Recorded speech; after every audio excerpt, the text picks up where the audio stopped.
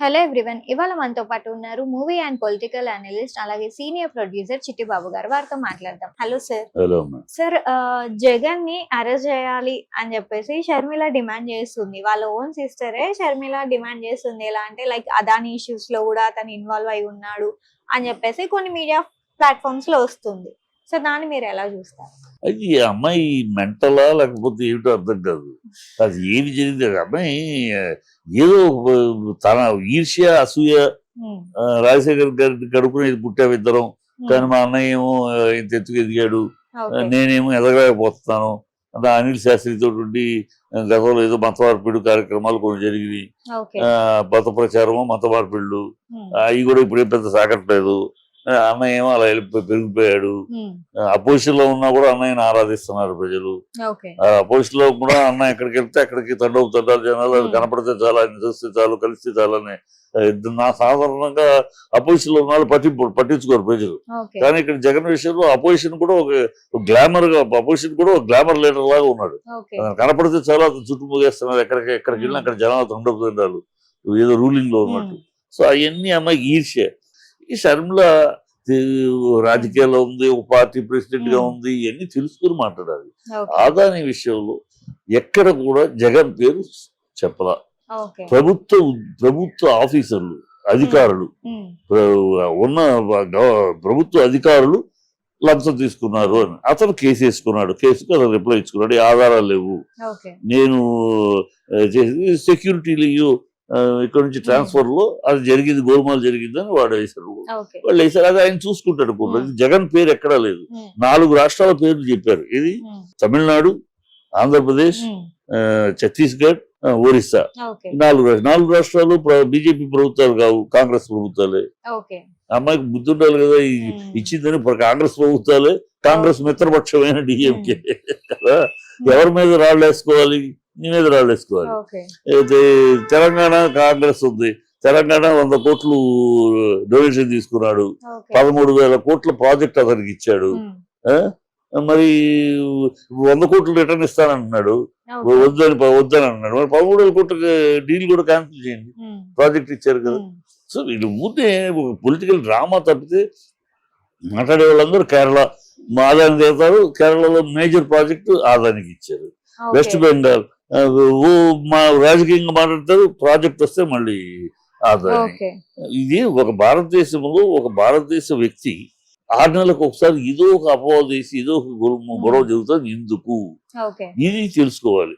ఈ దేశంలో గతంలో నుంచి కూడా ఈ కమ్యూనిస్టులు, కాంగ్రెస్ చైనాని దాటుకుని మన పారిశ్రామికవేత్తలు కానీ మన దేశం కానీ చైనాని దాటుకు వెళ్ళడానికి అంగీకరించలేని దుర్బలమైన దుర్మార్గమైన ఆలోచనలు ఉన్నారు కాంగ్రెస్, కమ్యూనిస్టులు. దీనికి ఎగ్జాంపుల్ గతంలో కూడా లక్ష్మీ మిట్టల్ అని ఒక పారిశ్రామికవేత్త ఉండేవాడు ఇండియాలో. స్టీల్ బిజినెస్ ఉండేది. బ్రహ్మాండంగా ఎదుగుతున్నాడు. ఈ కమ్యూనిస్టులు, కాంగ్రెస్ వాళ్ళు అతను ఎప్పుడు ఎదుగుతున్నాడని ఇలాగే టార్చర్ పెట్టి ప్రతిసారి గొడవ చేసి, ఆయన దీని మీద గొడవ చేసి అది ఇసుకొచ్చి దరిద్రం అని వదిలేసుకుని హాయిగా వెళ్ళిపోయి ఇంగ్లాండ్ వెళ్ళాడు, యూకేకి వెళ్ళాడు. యూకేలో తను వ్యాపారం చేసుకుంటున్నాడు. ఇవాళ ప్రపంచంలోని 15 అత్యధిక సంపన్నుల్లో అతను ఇండియా నుంచి వెళ్ళిపోయేదాకా ఈ కమ్యూనిస్టులకి చైనా కావాలి, ఈ కాంగ్రెస్ కి చైనా స్నేహం కావాలి.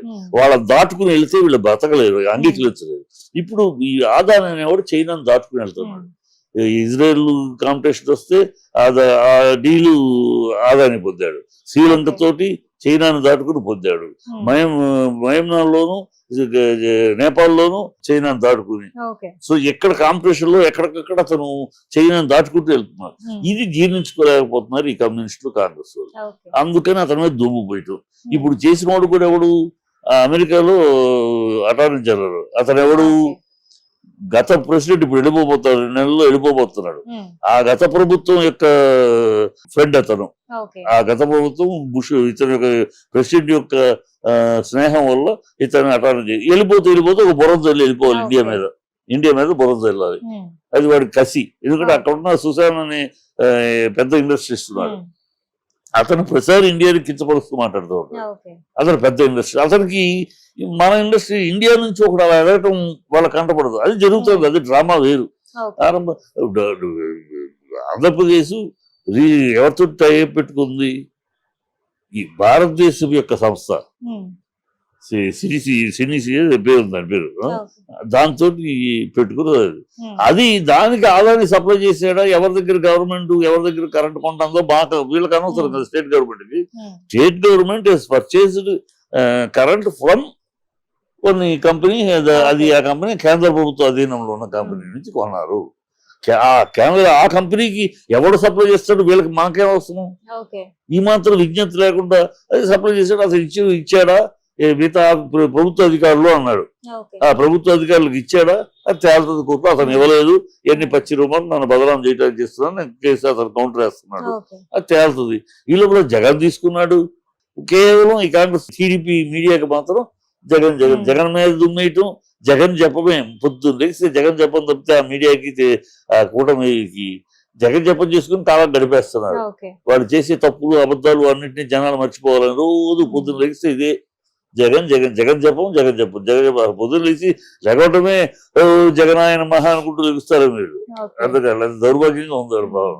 షర్మిలాకి ఏమాత్రం జ్ఞానం లేకుండా, విజ్ఞానం లేకుండా ఎంతసేపు చంద్రబాబు చేతిలో కీలుబొమ్మలాగా, చంద్రబాబు ఏమి చెబితే అట్లాగూ, ఇలాంటి చెల్లెలు ఏ అన్నకి ఉండదమ్మా, ఏ అన్నకి ఉండదు. ఇలాంటి చెల్లెలు అసలు ఏ అన్న దగ్గరికి చేర్చుకోడు. నిన్ను మా అన్నయ్యే సర్వస్వం, నాకు నా అన్నయ్య నన్ను తండ్రిలాగా చూసుకుంటాడు, నాకు పెద్ద అండగా ఉంటాడని మాట్లాడేది నీ నోరు. నీ మూడు 6 ఫైల్స్ ఈ చర్చిలు కట్టాలి, అందరికీ వాటికి స్థలాలు ఇవ్వండి, నేను మాట ఇచ్చాను అని చర్చిల కోసం స్థలాలు ఇవ్వండి అంటే అది ఇవ్వను అన్నాడు జగన్. నువ్వు చర్చిల కోసం అడిగితే వాళ్ళు దేవుళ్ళు గుళ్ళు కోసం అడుగుతారు, ఇంకోళ్ళు మసీదుల కోసం అడుగుతారు. ఇదే ఇందుకోసం నేను సీఎం అయింది, సారీ ఈ ఫైల్ నేను సదక పెట్టాను. అలా 6 ఫైల్స్ మీ మొగుడు శాస్త్రి అనిల్ శాస్త్రి తీసుకెళ్లిన ఫైల్స్ క్యాన్సిల్ చేశాడు. అది నీకు కక్ష, అది కోపం. దాంతో చంద్రబాబుతో శత్రువుతోటి ఏ చెల్లైనా అన్నని నిరంతరం విషం కక్కే అన్న మీద శత్రువుతో ప్రకటిస్తున్న వ్యక్తితో శత్రువు కలుగుతారు.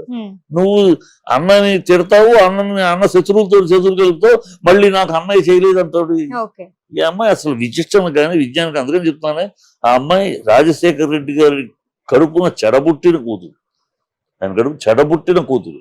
ఇలాంటి కూతురు నేను ఎవరు రాజశేఖర రెడ్డి గారి కుటుంబం ఏంటి, ఆయన ఈ అమ్మాయి పెళ్ళప్పుడు కూడా అంతే, పెళ్లి చేసుకుంది, వెళ్ళిపోయింది ఫారెన్. అనిల్ శాస్త్రి తీసుకువచ్చింది కట్టుకుని. అప్పటికే అనిల్ శాస్త్రి ఒక కొడుకున్నాడు. ఆయన పెద్ద ఆయన కనుక రాజశేఖర రెడ్డి గారు కడుపులో పెట్టుకుని అల్లరి కాకూడదు, కుటుంబం అల్లరి కాకూడదని కడుపులో పెట్టుకుని సాల్వ్ చేసుకున్నాడు. నువ్వే ఆయన కడుపులో పుట్టి నీకు నీ అన్నయ్య గొడవ ఉంటే ఇంట్లో పెద్దలను కూర్చోబెట్టి, ఊర్లో కూర్చోబెట్టి తెలుసుకోవాలి. మీ ఊరోళ్ళని కూర్చోబెట్టుకుని అల్లరి చేస్తావంటే రోడ్డు మీదకి తీసుకొచ్చేసే విషయాన్ని ఏ సంబంధం? ప్రజలకి ఏ సంబంధం? ఆంధ్ర రాష్ట్ర ప్రజలకి ఏ సంబంధం? మిగతా వాళ్ళకి ఏ సంబంధం? నీది నీ కుటుంబం గుట్టుగా చేసుకోవాల్సింది పోయి బజారుకు తీసుకొస్తావా? ఆయన పైన ఉన్న రాజశేఖర రెడ్డి గారి పేరుని, ఆ కుటుంబాన్ని రిపేర్ చేస్తావా బయటికి తీసుకొచ్చి?